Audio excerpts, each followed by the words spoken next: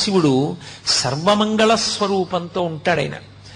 ఉండి అన్ని ప్రాణులకు కూడా విశేషమైనటువంటి ఉపకారం చేస్తూ ఉంటాడు. అంత గొప్పగా పరమశివుడు వెలిసినటువంటి క్షేత్రం అరుణాచలం.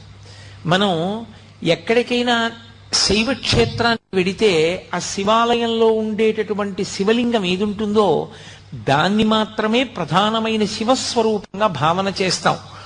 ఉదాహరణకి మీరు కంచి వెళ్ళారనుకోండి, ఏకాంబరీశ్వరలింగము అని ఆ కాంచీపురంలో ఉండేటటువంటి పృథివీలింగమే గొప్పది. ఆ పృథివీలింగ దర్శనం ప్రధానంగా చేస్తాం. మిగిలినవన్నీ కూడా పరివార దేవతలు ఇతరమైనటువంటి లింగాలు ఉంటాయి శివాలయంలో. కానీ ప్రధానమైన లింగం కాంచీపురంలో పృథివీలింగం. ఆ శివలింగాన్ని దర్శనం చేస్తాం. అరుణాచల క్షేత్రం దగ్గరికి వచ్చేటప్పటికి మాత్రం ఒక్కడే శివుడు అరుణాచలంలో ఉన్నటువంటి